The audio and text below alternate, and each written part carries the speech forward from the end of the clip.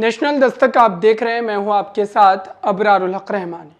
क्या एनडीए में दरार पड़ने वाली है? चूंकि बिहार को विशेष राज्य का दर्जा जो एक मांग के तौर पर लगातार नीतीश कुमार रखते रहे और उनकी ये चुनावी मंशा भी रही है। एनडीए में जाने के बाद से ही वो इस बात को लगातार दोहराते भी नजर आए, लेकिन इसको लेकर के जो मंत्री का बयान आया है और इसको जो ठुकराया गया है, दरअसल इसके बाद अब इस बात की चर्चा और ज्यादा प्रमुखता से उठनी शुरू हो गई है कि नीतीश कुमार क्या फिर से एक बार पलटी मारने वाले हैं। दरअसल इसी पूरे मामले पर विस्तार से हम चर्चा करेंगे कि आखिरकार नीतीश कुमार के मन में अब क्या एनडीए को लेकर के खोट जो है वो बढ़ने वाली है। आपको बताएं दर्शकों विस्तार से कि जो बिहार के सीएम नीतीश कुमार की पुरानी मांग एक बार फिर से ठुकरा दी गई है। केंद्र सरकार ने बिहार को विशेष राज्य का दर्जा देने से साफ तौर पर मना कर दिया है। केंद्र सरकार अपने पूर्व के फैसले पर अडिग है। वित्त राज्य मंत्री पंकज चौधरी ने लिखित जवाब दिया है कि अंतर मंत्रालय समूह आईएमजी की 2012 की रिपोर्ट के अनुसार बिहार को विशेष राज्य का दर्जा नहीं दिया जा सकता। लेकिन अब इस मामले पर एनडीए के जो बड़े चेहरे हैं, जो शीर्ष स्तर के बड़े नेता हैं, उनकी क्या मांग है और अब इसको लेकर के वो क्या खामोश बैठने वाले हैं या निरंतर इस पर वो आवाज बुलंद करेंगे।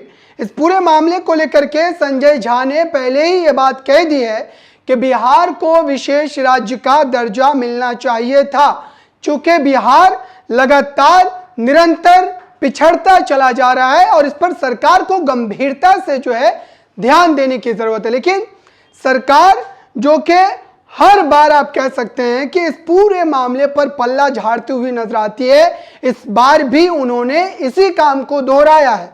लेकिन अब समझने वाली बात यह है कि इसको लेकर के जो विपक्षी खेमे ने नीतीश कुमार पर निशाना साधकर यह बताने की कोशिश की है कि नीतीश कुमार में अगर राजनीतिक तौर पर शर्म बाकी रह गई है तो उन्हें एनडीए का साथ छोड़कर इंडिया में वापसी कर लेनी चाहिए, इस्तीफा दे देना चाहिए।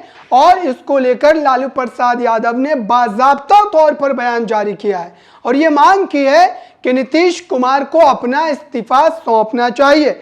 लालू प्रसाद यादव ने आखिरकार कहा क्या, इसको लेकर के जो है दैनिक जागरण ने एक रिपोर्ट छापी है। केंद्र सरकार ने बिहार को स्पेशल स्टेटस देने से साफ इनकार कर दिया। केंद्र के फैसले से जदयू को झटका लगा है। लालू यादव ने तो नीतीश कुमार से इस्तीफा तक मांग लिया है। लालू के बयान पर मंत्री संतोष कुमार ने पलटवार किया है। उन्होंने कहा है कि आज मुख्यमंत्री पर वो इस्तीफे की मांग करते हैं, लेकिन लालू प्रसाद यादव ने इस मुद्दे पर अपना मंत्री पद क्यों नहीं छोड़ा था, उन्होंने तब इस्तीफा क्यों नहीं दिया था। संतोष कुमार सुमन जीतन राम मांझी के बेटे हैं, बिहार सरकार में मंत्री हैं। उन्होंने इस बात का विरोध जरूर किया है, लेकिन इतना तय है कि चिराग पासवान और जेडीयू का रुख जो है वो बिल्कुल एक जैसा है। और सीटों के लिहाज से अगर देखा जाए तो जेडीयू 12 सीट और चिराग पासवान की पार्टी के पास, एलजेपी के पास 5 सीटें हैं। ऐसे में अगर एनडीए में ये बड़ा उठापटक होता है राजनीतिक तौर पर, तो आप मान करके चलिए कि लालू प्रसाद यादव का वो दावा जो कि इसी महीने 5 जुलाई को आरजेडी के जो है स्थापना दिवस पर दिया गया था, वो कहीं सच साबित होता हुआ नजर नहीं आए, जिसमें उन्होंने साफ तौर पर इस बात की आशंका जताई थी और ऐलान कर दिया था कि अगले महीने यानी कि अगस्त में एनडीए की ये सरकार जो है भंग हो सकती है। ये सरकार जो कि जबरदस्ती की सरकार है और मात्र अपने हितों को साधने के लिए वो इस सरकार का हिस्सा बने हैं, वो दरअसल तमाम के तमाम जो है अलग थलग पड़ सकते हैं। बीबीसी की एक रिपोर्ट जो मैं इस वक्त आपको सुनाने वाला हूं पढ़ के, इस रिपोर्ट से ये साफ तौर पर स्पष्ट भी हो रहा है कि इस बात में दावे जो किए जा रहे हैं वो और भी ज्यादा पुख्ता तौर पर आपको समझने में आसानी होगी। दरअसल इस रिपोर्ट में क्या कहा गया है, लोकसभा चुनाव 2024 के नतीजों के बाद सेंट्रल हॉल में 7 जून को एनडीए की बैठक हुई थी। उस समय बिहार के सीएम नीतीश कुमार ने नरेंद्र मोदी के सामने कहा था, अब बिहार का भी सब काम हो ही जाएगा, जो कुछ भी बचा हुआ है उसको भी कर देंगे। ये उनके शब्द थे और ये वीडियो काफी ज्यादा वायरल हुई थी। उस समय ऐसा लग रहा था कि नीतीश कुमार ने जो एनडीए के साथ इस सरकार में जाने का फैसला किया था, वो दरअसल फैसला इन तमाम बातों पर विस्तार से चिंतन मंथन करने के बाद लिया गया फैसला था। और आगे इस रिपोर्ट में क्या लिखा है, लेकिन अब ऐसा होता नहीं दिख रहा। बिहार को विशेष राज्य का दर्जा नहीं मिलेगा। केंद्र की नरेंद्र मोदी सरकार ने इस बारे में 22 जुलाई को संसद में जानकारी दी है। बिहार को विशेष राज्य का दर्जा दिए जाने से संबंधित सवाल बिहार के झंझारपुर से लोकसभा सीट से जो सांसद है जनता दल यूनाइटेड यानी जेडीयू सांसद रामप्रीत मंडल ने पूछा था और इसको लेकर के जो है इस तरीके से उन्होंने साफ तौर पर ये बयान दिया जो मंत्री हैं और ये कहा कि बिहार राज्य जो है वो उन मापदंडों को पूरा नहीं करता जिसके बिना पर किसी भी राज्य को विशेष राज्य का दर्जा जो है केंद्र की तरफ से प्रदान किया जाता है। और दरअसल इन्हीं बातों को कहते हुए मामले को टाल दिया गया। हालांकि जेडीयू के कई नेता, चाहे केसी त्यागी की बात करें, संजय झा की बात करें, वो इस मामले पर सरकार में होने की वजह से जाहिर सी बात है कि कम बोल रहे हैं और इस बात को टालने की कोशिश कर रहे हैं। जब मीडिया कर्मियों ने उनसे सवाल पूछा तो उनका साफ तौर पर यह कहना था कि भले ही बिहार को विशेष राज्य का दर्जा न मिले, लेकिन कम से कम बिहार को विशेष पैकेज जरूर दिया जाना चाहिए। लेकिन ये एक तरीके से झुनझुने के तौर पर देखा जाएगा, चूंकि आज भी बिहार विधानसभा के बाहर कांग्रेस पार्टी और आरजेडी के विधायकों ने इसी बात को लेकर के प्रदर्शन किया और ये कहा कि जेडीयू के जो मुख्यमंत्री हैं, जेडीयू के जो कर्ता धर्ता है नीतीश कुमार, उन्हें इस बात पर अपना इस्तीफा सौंप देना चाहिए। केसी त्यागी ने क्या कहा है वो भी मैं आपको बता देता हूं। बजट से पहले जेडीयू नेता केसी त्यागी ने बिहार के लिए विशेष राज्य और स्पेशल पैकेज की मांग की है। त्यागी ने कहा कि हमें उम्मीद है कि बिहार को जल्द ही विशेष राज्य का दर्जा मिलेगा। साथ ही त्यागी ने बताया कि बिहार को विशेष राज्य का दर्जा क्यों चाहिए और तमाम तर्क उन्होंने गिनवाए भी है। लेकिन सवाल यह है कि आखिरकार अगर बिहार को विशेष राज्य का दर्जा नहीं मिलता है तो नीतीश कुमार क्या फिर से अपना पाला एक बार बदलते हुए नजर आएंगे?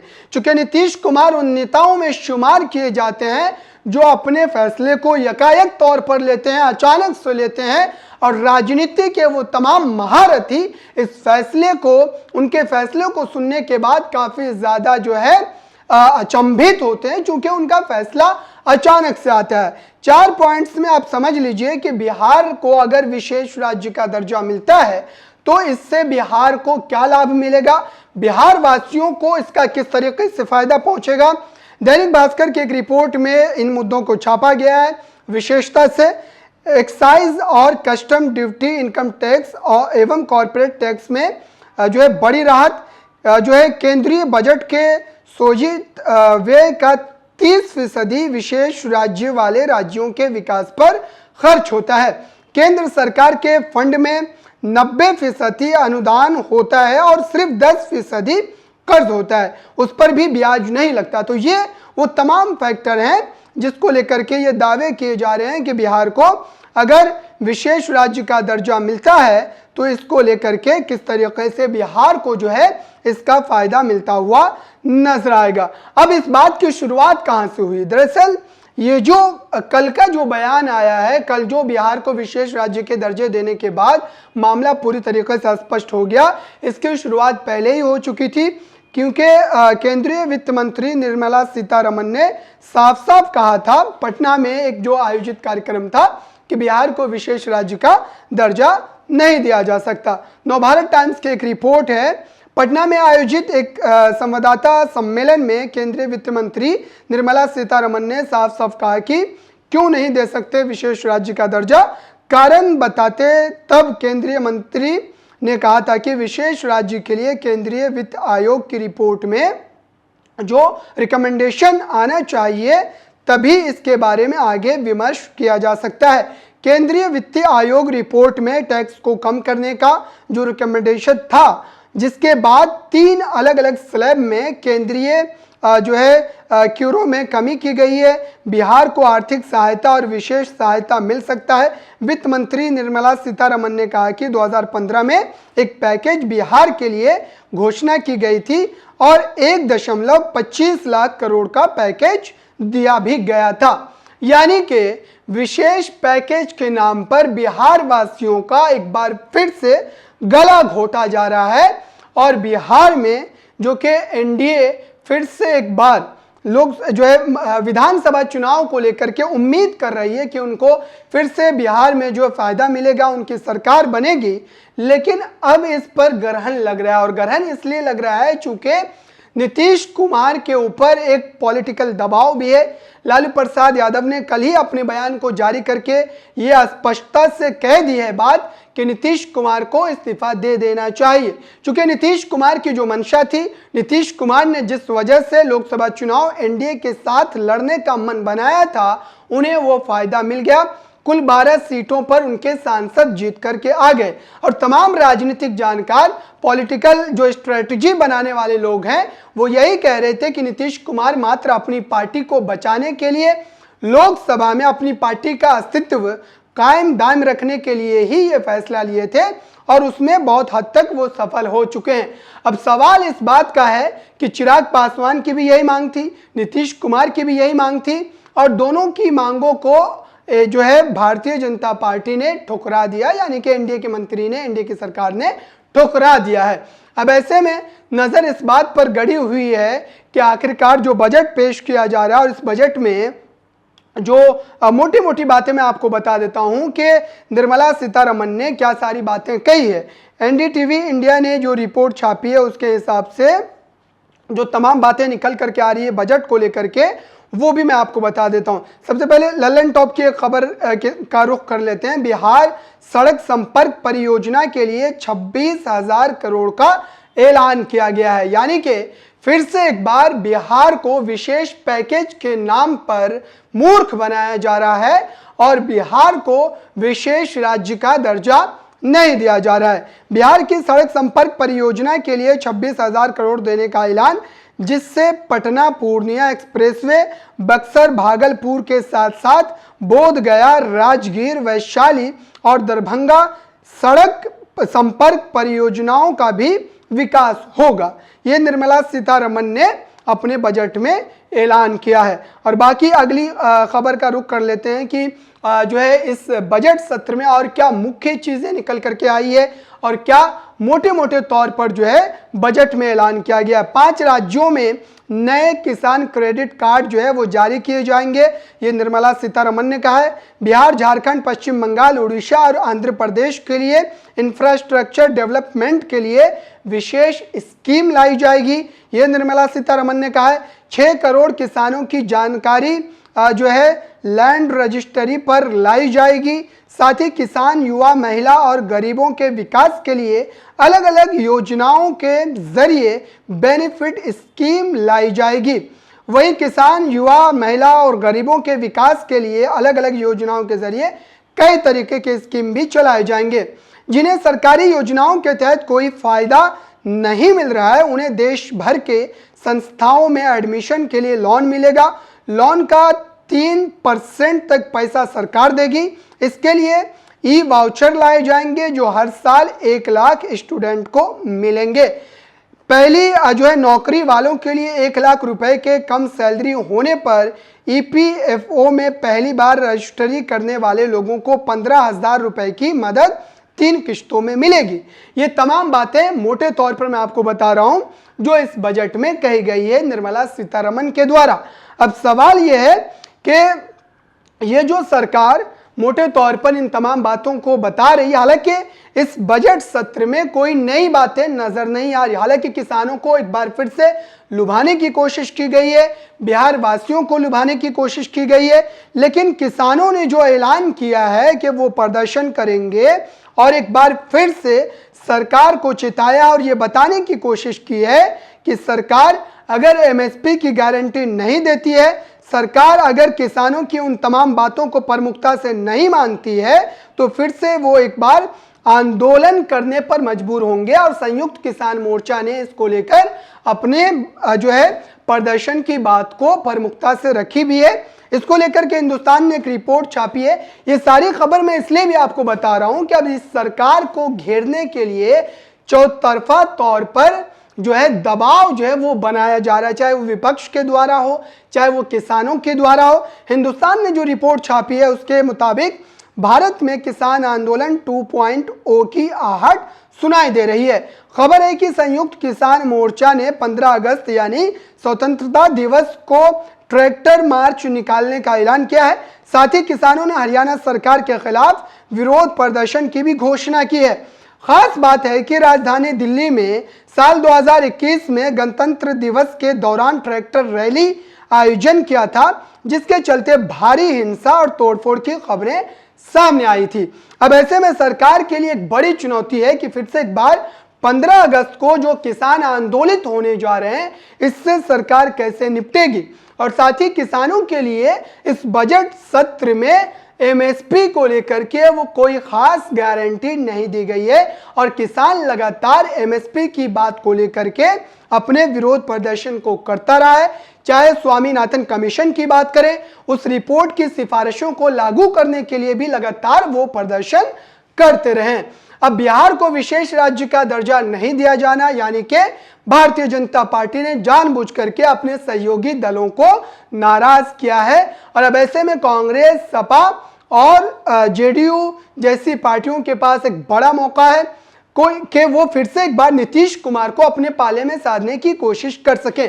ऐसे में एक जो बड़ी खबर महाराष्ट्र की राजनीति से आ रही है वो ये है कि महाराष्ट्र में मुख्यमंत्री एकनाथ शिंदे ने शरद पवार से मुलाकात की है। और शरद पवार से मुलाकात करना यानी कि महाराष्ट्र की राजनीति में आपको एक बड़ा उलटफेर देखने को मिल सकता है, क्योंकि महाराष्ट्र में भी विधानसभा के चुनाव होने हैं। एकनाथ शिंदे को आप हल्के में नहीं ले सकते, क्योंकि एकनाथ शिंदे के पास भी 7 सीटें लोकसभा में उन्होंने जीती है। और इस लिहाज से अगर देखा जाए तो एनडीए के लिए वो भी एक प्रमुख दल के तौर पर माने जा रहे हैं। अब आपको क्या लगता है, क्या नीतीश कुमार पूरे तौर पर एनडीए से अलग होने पर चिंतन मंथन कर सकते हैं? क्या लालू प्रसाद यादव का, अखिलेश यादव का और जो है राहुल गांधी का दबाव उन पर काम करेगा? चूंकि बीते दिनों कोलकाता में भी एक बड़ी रैली जो है वो की गई थी ममता बनर्जी के जो है उनके एक तरीके से नेतृत्व में, और वहां अखिलेश यादव का पहुंचना यानी कि पूरे तौर पर